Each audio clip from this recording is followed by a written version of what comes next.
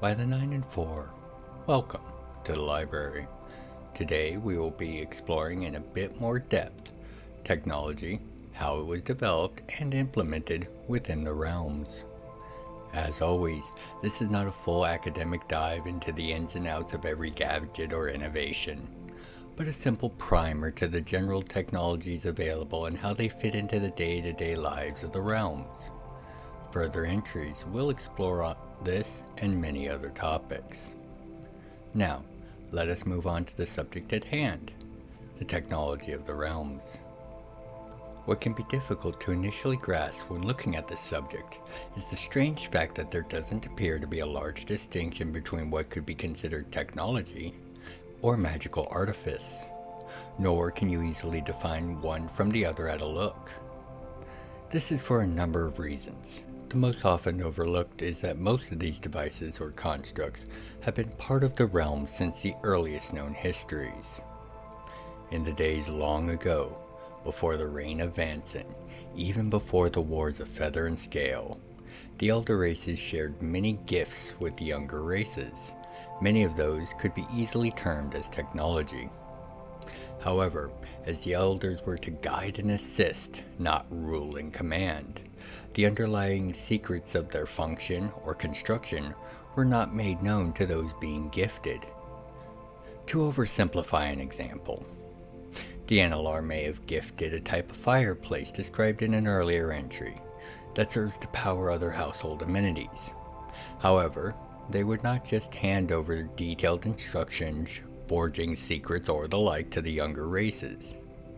Instead, they chose different towns or cities to gift machines that could be loaded with the raw materials and produce the item itself. These machines were only for a single item, with some variation for size, use, etc. The distribution of these producing machines was done to encourage trade and cooperation between populations. Eventually, these machines would find themselves the prize of conflicts, both military and economic. However, the goods they produced would find their way around the globe, as the elders made sure enough of these machines of each type to ensure that these basic technologies could become commonplace across Jamamar. As the machines themselves were constructed in a sealed form, and from materials the younger races could not breach without destroying what lay within, their eternal workings were a complete mystery, and thus the machines themselves were the focus of seizure, purchase, and trade.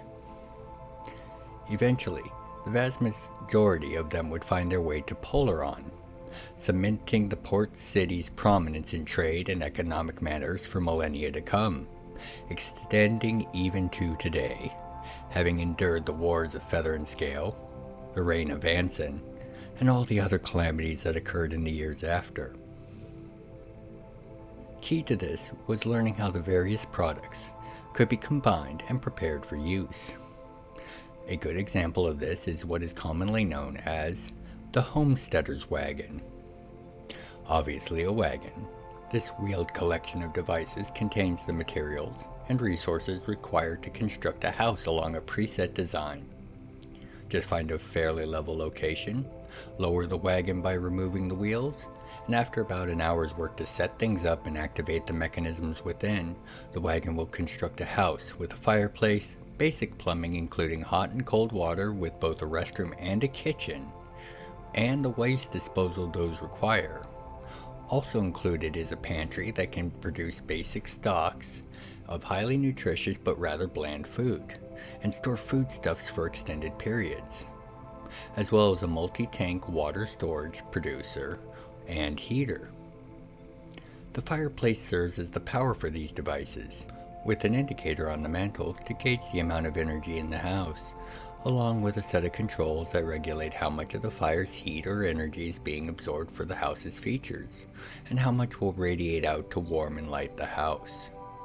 For most homes, an overnight fire is all that's required to maintain the required energy levels to sustain a family with food and water, even in trying situations such as a blizzard, siege, or monster attacks. Other such devices can include plows that regenerate the soil they till, wagons that store perishables for vast journeys and periods of time, bedrolls that can maintain a dry, comfortable temperature no matter the weather, containers with larger storage capacities than their size would otherwise indicate, and many more simple yet useful items, many of which would see magical or other variants developed and produced.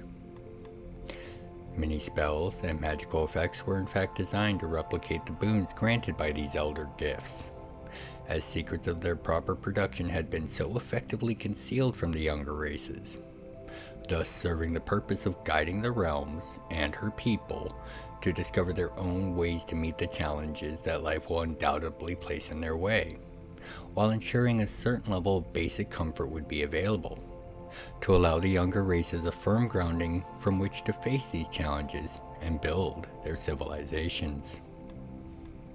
So between the gifts of the elders and the magical and other developments of the younger races, many of the basic needs of the populations were met, with many, if not most, just classifying it all as some sort of magical artifice, and going on with their lives. These gifts are most commonly referred to as Old Tech in the modern day, as understanding of Chris Tech, the core to almost all these devices, has become a greater and greater thing within the realms. Thus, in current times, actual developments of new form of technology and innovations combining Chris Tech and magical constructions pushes on, continuing on the progress from generations before. Where before, the homesteader's wagon only had a few variants, mostly for number of residents or their size and stature, one can now order custom wagons with many variables and options. Just one way the realms continue to grow to meet the evolving challenges and the tools needed for them. I remember the journey our family took when we moved to the lawless lands of Solaris. I was just a child at the time, and the passage was less a relocation and far more an exploration of Jamamar, as my parents had told me so often during the trip. For 5 years we traveled the world, saw the grand cities of Avlin and Deepgate, watched the dances of the Dragwa celebrating across the dunes of the Isles of Mist, and many other wonders in those years. My parents, father being a smith and mother a leather worker, traded their wares and services as we traveled, earning coin and friendships in equal measure. By the time we arrived in the port of Polaron, I had seen 10 summers, and was awestruck as the ship approached the city. Even from miles away, the Grand Colosseum and streams of flying conveyances and creatures could be seen. Arriving at the port and unloading our wagon and other possessions using the lifts and cables of the docks, we were joined soon by the brothers, a pair of Dragwa that we had met while on the Isle of Mist. They too were setting out to find their own place in the world, and had joined with us to share resources and skills, as while they were not rich, they were extremely capable hunters, and with their ability to keep pace with horses at a full gallop, they were more than a welcome addition to our trek. The great and famous Polaron, Justique, the winged sky dancer proclaimed as he drifted down from the ship's deck, having jumped over the side to softly glide to where we were securing our things. "Just wait for me," his brother, Lawson, voiced as he hopped over the railing, sliding about halfway down the side of the ship before bounding off of it in a somersault and landing next to his brother.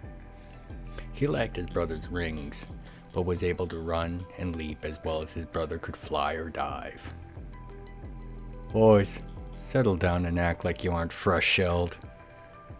Father was stern, but jovial in his admonishment of them.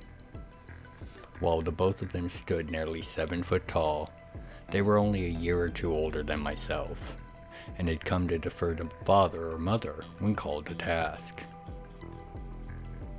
"No matter what you're born as," Justique had once said when I'd asked him about it, An angry parent will always be one of the scariest creatures in the realms.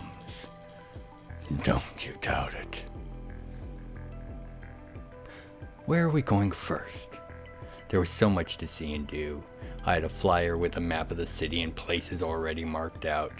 Zeal and excitement clear in my eyes. Well, you're going with the brothers, as your mother and I have to do some trading and get the final sets of supplies we are going to need for the last leg of our journey. Father had shared a pointed glance with both of the brothers and my mother, all of whom shared a sly grin. Looking up to the brothers, I couldn't hold my curiosity. Okay then, where are we going, Justique? He set a finger on the end of his chin, seemingly deep in thought. Well, I guess we could start at the museum. Perhaps the Grand Library. His line of thought interrupted not by my growing impatience, but by a blow from his brother. Doth, not today. This is Poleron, the Colosseum. It has to be our first stop. Carried forth by the sounds of a gleeful child, we spent the next few hours seeing some of the most talented warriors in the realms fight to the false death, as the magic of the Colosseum saved the lives of all combatants at the very last moment, moving them to safety. Following the fights, we toured the Grand Zoo, seeing the various beasts and animals from across the realm. After that, we went to the Carnival of Amazements. It did not disappoint. As the sun began to set and the moons rose, we found ourselves outside of a short, large building. Calore's bar, eatery, and entertainment was on the sign, and a flow of people going in and out. Looking at the slip of paper he had referenced multiple times throughout the day, Justique's grin became a wide smile, full of mischief. This is the place. Mother and father should be waiting for us. We took too long at the carnival. I hope they're not mad. His voice was, if anything, twice as filled with mirth. With that, we walked through the doors and onto a large platform. The bar itself some 20 or so feet below, with dozens of tables and booths spread around, most with occupants. Along the far wall from the entrance, a bar stretched over 100 feet, sloping up and down to accommodate for customers of any height or stature, with stations for servers, and a rail system in the overhang above conveying hot food from the kitchens in the back. Far to the right, a large stage with curtains closed stood. For a moment I wondered how any performance could be enjoyed across such a course of revelry and drunken happiness. Then I remembered how the seats in the Colosseum made it seem as we were no more than a dozen yards from the action, despite being hundreds of feet away. Such tricks could allow for even a soft speaker to be clearly heard by all those that chose to pay attention. So lost in the scene before me I jumped when Lassen lifted me onto his shoulders to give me a better view. It was then I became aware that Justique was speaking to the man before us, handing him a card of some sort. The man, a Dragois supremacist, having both the large musculature of a featherfoot like Lassen and the powerful wings of a sky dancer like Justique, stood a head taller than either and just under eye to eye with me, perched on Lassen's shoulders. He looked at me somberly. Greetings, young man. The man's low rumble began. I hope you understand I do not want any trouble out of you. The word's serious nature betrayed by a glint in his eyes. I then did something I had seen the brothers do to each other. I reached out with 2 fingers and softly bapped his nose, holding my hand in place after. I'm not afraid of you, I enjoined as I did so gleefully. For a moment his eyes grew cold and I saw his lip curled, and suddenly I remember realizing he could open his mouth and take half my arm without a thought. But the moment passed, and his eyes filled with amusement as he took a half step back to bow. Of course you want. I see to your authority and bravery, young master. It was only as Lassen exhaled I had realized he'd been holding his breath. As we proceeded past the man descending down the stairs, he asked in a low tone, Where in the dunes did you learn that? You guys, of course. My answer was as simple as it was truthful. The sound that elicited from the brothers told me that they had not been aware of my proximity at those times. Curious considering how the Dragwall have preternatural senses, able to sense a leaf in the wind floating past them while blindfolded. Justique was the first to be able to speak. Okay, Cathian. We will explain it later. But until then, do not do that again. The soft force he was able to intone in that was nothing compared to the frozen fire in his eyes. I'd only ever seen that look once before, and at that point, I was almost killing myself hunting for cow seeds, ignorant to the fact that the plants that bore them were toxic to the touch. I would not be ignoring this warning. We found Mother and Father without further incident, laughing over a half-empty bottle of wine. Took you long enough, what'd you do? Give the boy a tour of the entire city? Even the sewers? Father wasn't even able to make the accusation with a straight face. Mother, similarly, seemed very pleased. Of course not. We only made sure to go to those places you told us not to go to, of course. Houses of ill repute and the like. Justique, Lassen, and myself sat down at the table, the incident at the door forgotten for the time being. Within moments a server had appeared, taken our orders, and was returning with our drinks.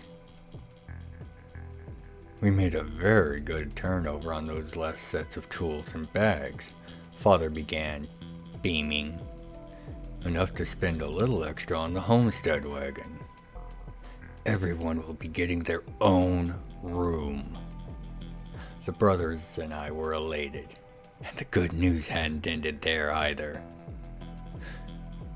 We were able to secure a grand workshop wagon as well. So no getting out of work yet, you slouch, Mother was adding, as she struck softly in Father's chest before leaning into him, smiling. We have gear for both a forge and a tannery.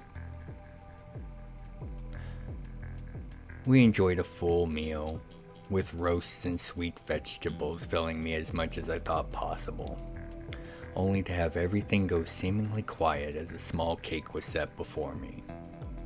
I looked on confused, to the amusement of all. It was my 11th birthday. I hadn't thought to say anything. None of them had in the last few weeks on the ship, and I hadn't wanted to burn them for trying to arrange a celebration. But of course they wouldn't let the day go unmarked. My eyes must have shown the fact that I had caught on, because the brothers began to sing a birthday carol, joined by my mother and father, as well as many others in the bar, only for all the voices to go silent as a mighty, yet warm voice sounded in the last refrain. To you. The crowd parted as I turned to the voice, a small, elderly gnome. He strode forward, leaning on a cane of wood. For such a brave man, I couldn't not wish him the happiest of birthdays. The gnome began. Allow me to introduce myself. I am Kalor, owner of this fine ancestral establishment. He then proceeded to pull a platinum coin from my ear, seeing my eyes widen in amazement. He held the coin between his thumb and forefinger. This coin is my gift to you, young man, but I offer you a chance to make it more. All it will take is a keen eye and you can have 10 more coins of platinum. But fail, and only a coin of gold will you take. What say you? If mischief had a face, it was on this man. He knew something I didn't, and was aware that I was aware of it as well. As he leaned with one arm on his cane close to me, he studied me as I thought it through. I don't know why I felt the need to prove myself, but with a stern look and all of the base a 11-year-old can muster, I answered. Not afraid of the man at the door? Not scared of you. What's the game? He smiled and simply looked at me, beginning to explain. Follow the coin and tell me where it is. Simple as can be. As the coin slid into the palm of his hand and his hands became a blur, the coin's edge flashing out as he flipped it into the air or rolled it around his fingers after catching it. He did this for a few moments before flipping the coin with one more loud pling, before catching it and leaning forward on his cane, his two hands closed and before me. Where is the coin? His eyes were searching my face, not giving anything away. A moment later, as I considered where I thought I had seen it gone, my thoughts were interrupted. Perhaps you would like to consult your brothers? He softly taunted me. Of course we know which hand it's in. We are jerk all. It's not a fair contest. Lassen retorted. At the moment he did, the corner of the old man's smile lifted, and I knew where the coin was. It's not in his hand. It's between his arm and the cane. I said it knowing I was right in the bottom of my soul. The old man's smile confirmed it before he'd even lifted his arm to reveal it was there, eliciting both a shocked gasp from the brothers and a chuckle from my mother. The entire bar, on the other hand, exploded into applause and laughter, cheering me on my success. You have a sharp eye, and a deal is a deal. The man took the coin and slipped it into a pouch with a gem-laden clasp. He handed the pouch to me, heavy with the weight of my winnings. When I grasped the pouch, the gems set in the clasp glowed for a moment. I must have reacted, as the old man was very quick to explain.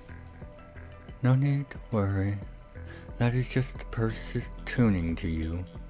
It's a kind of magic, you see. Only you can retrieve the coin or any currency you place within it.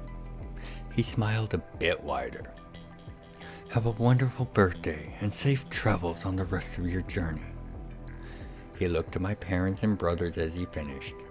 May you find yourselves a wonderful place to settle down, and I hope to see you grace my establishment again.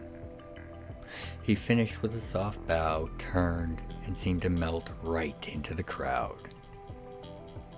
The next morning, as Mother was gathering our wagons and beasts of burden, Father and the brothers took me to the stables to spend some of my winnings on a Prakon, a powerful steed of Dragwa origin. By the time we had met Mother at the gates of the city, I was already getting familiar with Floss. He was only a juvenile, but for my size and the added benefits of bonding to this reptilian mount as we grew up together, he was a perfect fit. For the next month and a few weeks, we traveled from Polarong, crossing the mountains and making our way through the vast forests of Domnitra, eventually entering into the southern plains, unclaimed and thus the lawless lands. For another week we traveled, looking for where we should set up our new home. Justique would fly to help scout the lay of the land, and eventually finding where we would set up, near a small creek and several smaller forests, without any sign of nearby threats. We arrived at the site near midday, and spent at least an hour choosing the exact arrangement of the wagons and the buildings that they would soon become. After we had decided and lowered the wagons to the ground, Father sent the brothers and I to one of the nearby forests to gather wood. We'd only been gone for a few hours, gathering not only wood, but a number of fruits and berries we had discovered within the forest, when we heard and felt it. A mighty roar that shook the woods and my bones. As the brothers were recovering, I was already off in a full dash towards the source of the noise. It was the sight. Mother and father were in danger. So focused on my path and running, I almost didn't hear Lassen and False race up behind me, with the former lifting me onto the back of the ladder in a smooth motion. "Impressive," he said as he was dashing. "Now stay behind Just and I and trust False. Here we go." And with that, Lawson shot off at his full speed. False jolted off behind him, carrying me along. Justique had already taken to the air, the canopy of the woods not thick enough to make that an issue. What had taken us hours of strolling we cost in minutes, as False jumped and sprinted through the forest, following the path that Lawson took nearly step for step. As we cleared the edge of the woods, we could smell the acrid smell of burning flesh. Minutes later, we arrived at the site. The house was 2 stories tall, as was the barn and the workshop. Near the barn is where the land was melted, still glowing red hot. Scanning the horizon, I saw the creature responsible. A winged form flying away, talons gripping some of the beasts of burden we had brought with us. Without a thought, I led False in a sprint near the still smoldering patch, snatching from the ground Father's rifle from where it had landed. I grew more mindlessly enraged as I realized it was still slick with his blood. I pulled False to a stop and hopped off to set the rifle up on a railing in front of the barn, using it to steady my shot. A ballistic rifle, as Father called it, had a much longer range than most weapons, but required great skill to use effectively at anywhere near those ranges. That day, rage was required to suffice for skill, as I pulled the trigger and felt myself launched backwards by the weapon's loud, angry bark for vengeance. Looking up from my back, for long moments it seemed my rage was as useless as I was beginning to feel. But then a plume of light blossomed as the beast displayed its displeasure at the blow I just struck. Spirits lifted, I scrambled to my feet to reload and continue my assault. The brothers caught up to me and were staring as I tried to move faster. As I brought up the weapon to line up my next shot, Justique snatched it from my hands. "By the Dunes, you've made them proud, but I won't let you get yourself killed. It's by the graceful luck alone you landed that shot, and you made it a telling blow. Look, it's flying lower now. But even like that, it's far more than any of us could deal with if it were to come back." As I began to protest, Lassen picked me up and carried me bodily, fighting and kicking, screaming and crying, into the house. We ate quietly that night, the fireplace bright and loud in the silence that was our morning. Lassen had done an inventory, and only the animals were gone. The tools and equipment were all still intact. With them, we were able to plant our first crops and tange the hides of our game, as well as being able to maintain things. The first winter would have been so much harder if we had not had the extra rooms to stack so much wood in, as a heavy blizzard kept us from being able to gather or even exit the house for weeks. As long as we had wood for the fireplace, the pantry would have the basics, and the crops and game we had stored beforehand would definitely keep. Thank the 9 Wings for simple things, right? As covered in the prior story, technology is at use everywhere within the realms, in one form or another. From the lifts that help unload ships in a harbor, to seats that ensure a great viewing experience. From wagons that can build houses, to the tools to make it a home. In the vast number of these devices, there are no magical effects at play, such as heating a tank of water. It requires no great trick, just heat. Where magic is used, it tends to be either a very temporary magic with lasting effects, creating food or water, where the creation method is magical, but the resultant product is not, or a constant effect that lasts only as long as the power does, animating an object, or providing a constant temperature in a building, for example. Of course, magic is only used if it provides some benefit over other methods.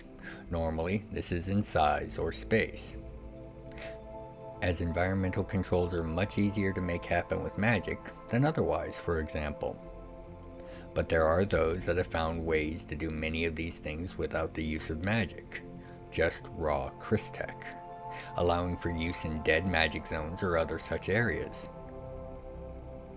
With the blending of magical and non-magical means of action, as well as being able to be powered readily by accessible resources, the variety of uses and devices that can be built to meet those uses are only limited by one's skill, imagination, and availability of the required components. So there is a vast array of tools for those who would seek them out, and many of that are not even noticed as anything unusual. Ships of the sea, sky, and stars travel using many of these devices. However, let us take a bit of a closer look into the way this is achieved. As stated before, Crystal can be alloyed with various materials, mainly metal, to create highly conductive wires. What was not explained before is that Crystal alloys are naturally energy absorbent, so long as there is somewhere for that energy to go. Crystals that are carefully crafted with wiring around them to sustain the cryst's form, while allowing the transfer of energy allows for the creations of batteries to store excess energy or build up for a single large use. Absorbed energy is collected and sent to whatever device or battery is on the other end as crystal energy, able to then be converted into nearly any other energy. This ability to convert any fuel into a universal energy is key to the variety of tasks that Crystech is capable of. The building of devices that then use this energy is where things get very complex very quickly. As explained earlier, in many cases, an emitter that enacts a magical effect can be crafted and is used in cases where it is the best tool for the job, which in most cases is for reasons of space. In other cases, where just the application of an energy by itself is all that's needed, such as heating water or providing a vehicle with motive power, a converter for that energy will be used instead, with the crystal energy converted into the energy needed for the function of the device. For magical emitters, the assistance of one that can actually cast or create the desired effect is generally needed for the initial design. But once made, the design can be copied and replicated in most cases without further assistance, so long as none of the major variables are adjusted. For example, a magical emitter that keeps a home comfortable might only affect so many cubic feet of room, while you could just add more emitters for a larger space. Attempting to make the emitter do more by adding more power or adjusting the crystals within it itself would fail. However, for the same function, climate control, a system of heat absorbing and expelling vents, and a few fans could do much the same, while having the potential of being scaled up or down without the aid of an esoteric resource that may or may not be available. This adaptability in methods of achieving a result, paired with the universal nature of Crystal energy, is what provides Crystech with the vast range of uses and presence within the realms. I hope this slightly more in-depth look into the technology of the realms will serve as a firm ground for our continued exploration in future. With that, today's subject is covered, and until your next visit to the library, by the 9 and 4, be well, take care of yourselves and each other.